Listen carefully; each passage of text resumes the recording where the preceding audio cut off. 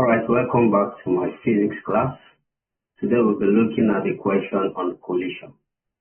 Collision is a topic under forces and motion. And you see it under Newton's second law of motion.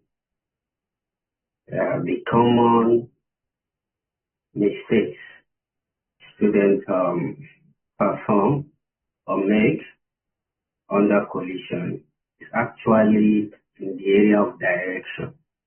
Direction is a major challenge for many students when it comes to collision. So the first thing I would say is that as a student, you must ensure that you choose a direction. So usually we use, you can adopt the conventional direction. If a body is moving towards the right, you take it as positive in terms of velocity. And when a body is moving towards the left, you take it as a negative velocity. This will help you. So some students just add up the way they do for normal scalars, but momentum is a vector quantity. It's not a scalar quantity. And that's why some students feel that physics is confusing. But it is not. It's just for you to adopt a conventional direction for your momentums before you start your calculation. So for this calculation, we will take movement to the right as positive and movement to the left as negative. All right. In a GCSE question, a typical question we ask you to state the velocity of trolley B. State the velocity of trolley B and explain why. This is very easy. Trolley B is stationary. It is stationary. So if you check this, you discover that trolley B is stationary. So a stationary object has no velocity. A stationary object has no velocity. So VB, the velocity of B, the initial velocity of B before the collision will be 0. Why is it 0? Because it is at rest. It is not moving. It is stationary. So any of those will earn you your full mark. All right. Usually, you will see a question under either elastic or inelastic collision in your GCSE.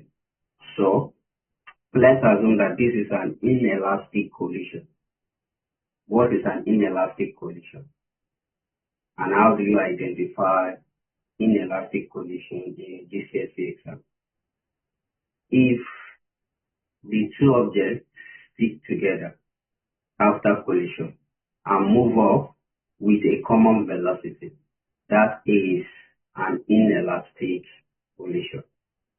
So you always hear questions like the two cars or trolleys stick together after colliding and then they move off with a single velocity. So if you see any statement like that, that tells you that that question is talking about inelastic collision. So let us find the mass of B. Let us find the mass of B. Let's assume that the common velocity of A and B after the collision is 0. Let's assume that it is 0.18 meters per second. 0.18 meters per second. All right. How do we do it? From the principle of conservation of linear momentum, we normally assume that the sum of momentum before collision must be equal to the sum of momentum after collision. So before the collision, you have two objects and their momentums are MA, UA plus MB, UB. That is the sum of momentum before collision. After the collision, the two bodies stop together. So that means that we have a common mass. So the common mass will be represented as the addition of masses A and B. And I said that we have a combined mass. Yes, we have a combined mass. And we have a common velocity. We have designated the common velocity as VAB. So this is the equation for the principle of conservation of linear momentum for an inelastic collision. So if you substitute the values, you can easily get the mass of B. So before collision, the momentum of B is 0. So because it is stationary, it is 0 because it is stationary.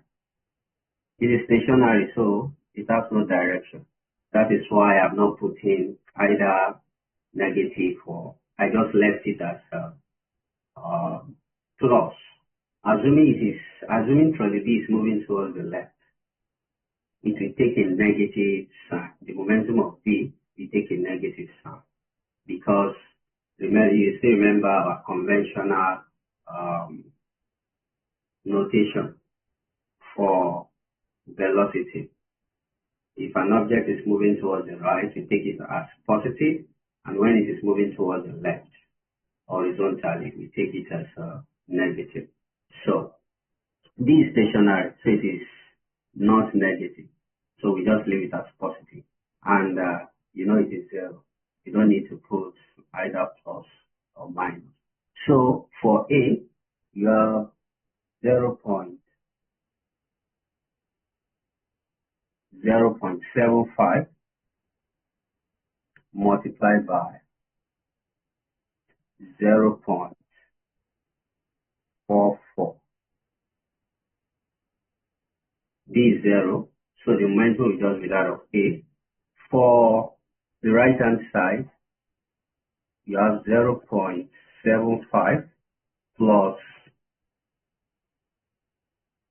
that is the mass of A. The mass of B, that is what we are meant to find. And then the common velocity is 0.18 meters per second. Another thing here is that some students, when they get here, they get stuck. This is simple algebra. What do we do in math when we get to a point such as this? We just divide both sides by whatsoever we have as the coefficient of MA plus MB. So in this case, it is 0.18.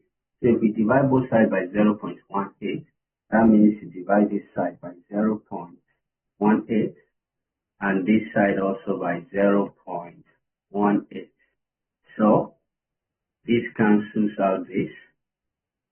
So at this point, we will be left with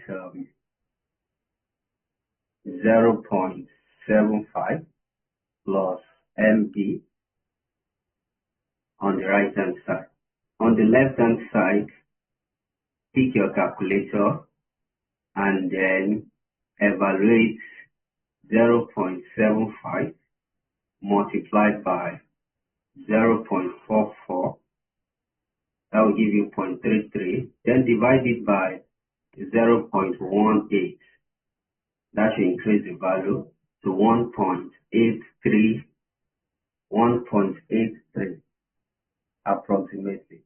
The recording decimal is 333, so you leave it as 1.83. Alright, so what do we do at this point? You just subtract 0.75 from both sides. So if you subtract 0.75 from both sides, you will have 1.83 minus 0.75. So MB will be around 1.08 kilogram. So 1.08 kilogram. So justify your answer. If you look at this mass, you discover that it is greater than the mass of A, which is 0.75. So this is justifiable if you look at the velocity of VA. If you look at the velocity of A before the collision, the velocity of A before the collision is 0.44. Can you see that? And after the collision, the velocity went to 0.18. The reduction is deep. The reduction is deep. And that is because the mass of A is bigger than the mass of B. Assuming the mass of B is negligible, that velocity will not dip like that. It should be around maybe 0.40. But because the mass of B is bigger than the mass of A, after the collision, the inertia of B will greatly reduce the velocity of the trolley A. If you greatly reduce the velocity of trolley A. So that is why the velocity dipped to 0.18 from 0.44. Alright, I hope you enjoyed the class. Thank you for joining me. Bye for now.